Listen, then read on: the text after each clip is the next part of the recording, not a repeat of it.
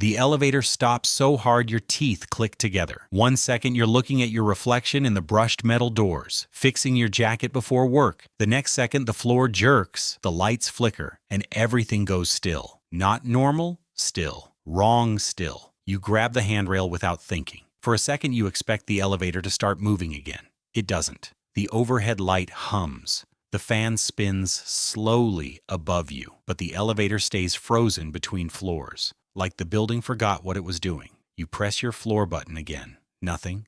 You press the door open button. Nothing. Then every button. Lobby, 7, 9, 14, alarm. The alarm buzzes loudly in the small metal box. You wait. No voice, no movement, just the hum of the light and the fan. You pull out your phone. No signal. You lift it higher. 1 bar appears for half a second, then disappears. You laugh quietly. Not because anything is funny, because your brain doesn't know what else to do. You press the emergency call button. Static. Then a crackling voice. Hello? Relief hits you so fast your knees almost give out. Yes, hi. I'm stuck in the elevator. Between floors, I think. More static. We received the alert. Stay calm. Maintenance is being contacted. How long? A pause. We're trying to reach them. Trying. Not sending. Trying. Okay, you say. The line cuts. You stare at the speaker. Hello? Nothing. You press again. Still nothing. You text your boss. Stuck in elevator. Might be late. Then your sister. Elevator stuck LOL. If I die, tell people I was on time. Then your friend Daniel.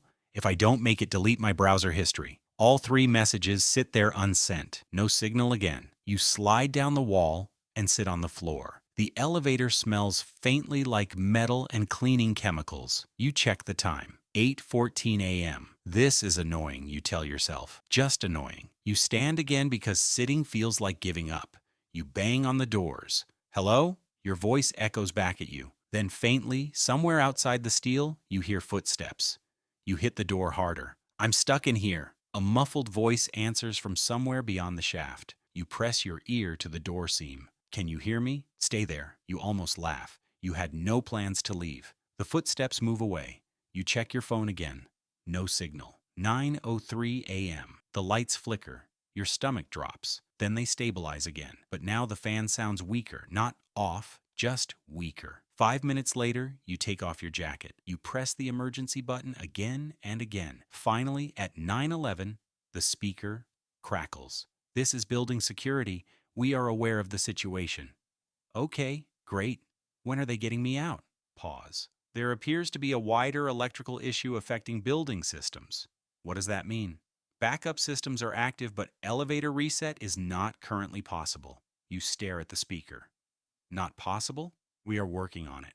You said maintenance was coming. Yes. So where are they? Another pause. They have not yet arrived. Your mouth goes dry. How long is this going to take? We don't know yet. Then the careful phrase people use when they want you calm. Please remain calm. The line goes dead.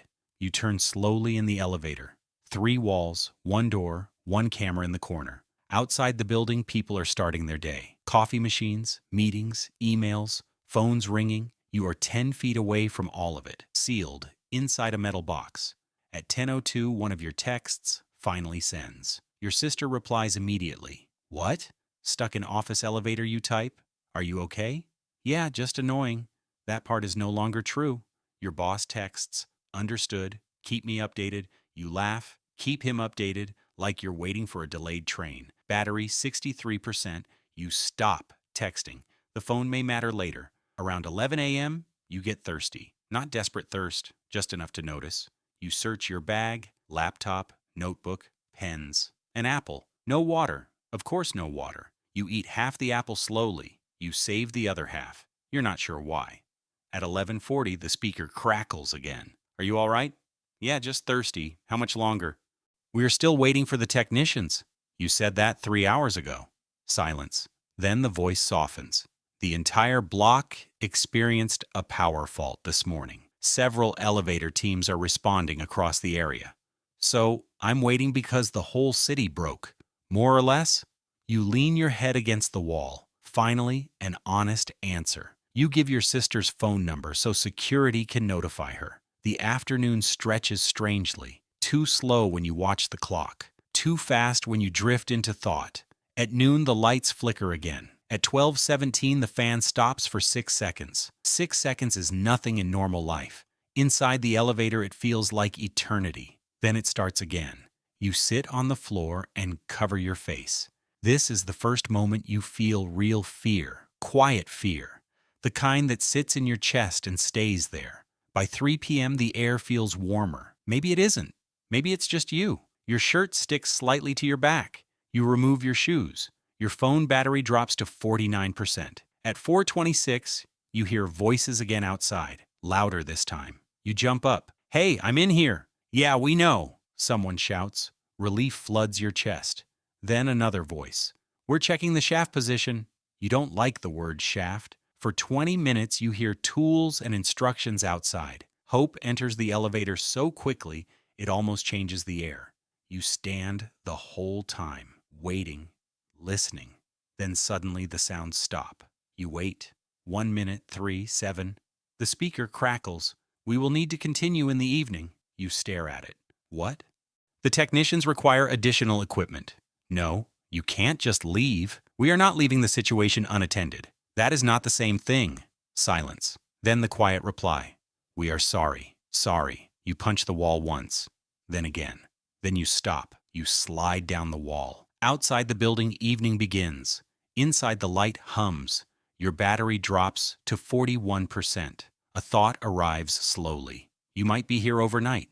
The word overnight feels heavy. You press the emergency button again. Security answers. "They will resume in the morning." You sit quietly. By 6:30 p.m., the building grows silent. The normal sounds disappear. No footsteps, no printers, no muffled conversations, just the fan and the emergency light. Your sister texts. "Are they really leaving you?" "Looks like it."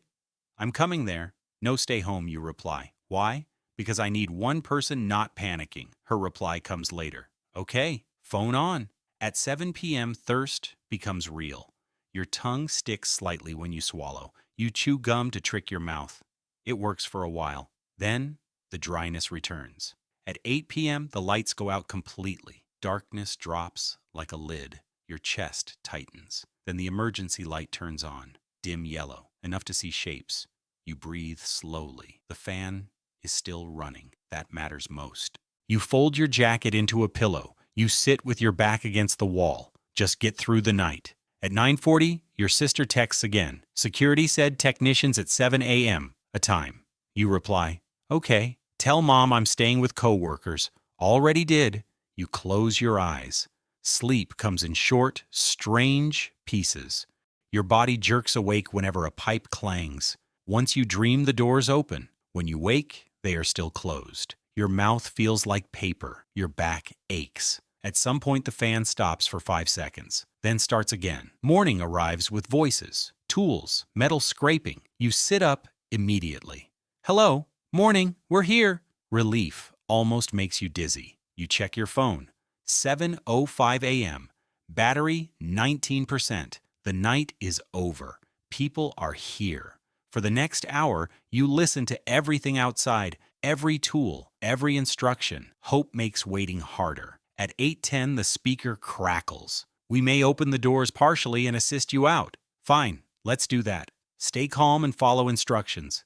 "I've been calm for 23 hours. The doors groan. Metal slides slowly. Then a thin line of light appears.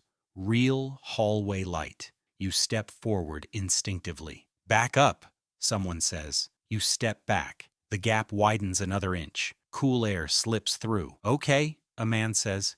You're about 3 feet below the floor. 3 feet.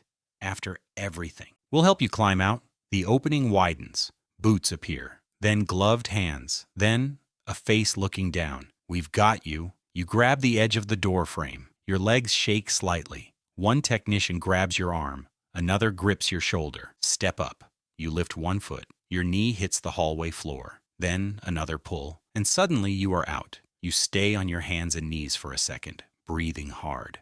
The carpet under your palms feels strangely soft. Someone hands you water. You drink too fast and cough. A technician asks if you can stand. You nod. Your legs tremble, but they work.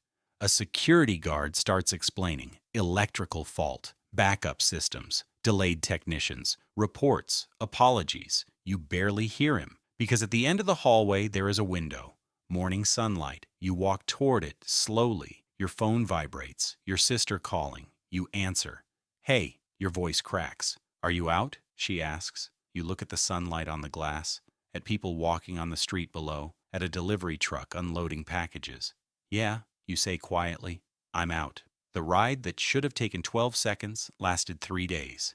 Now everything feels different. Air, water, light. You stand there for a moment, breathing. Because survival did not feel heroic, it felt simple. The doors opened, and you were still there.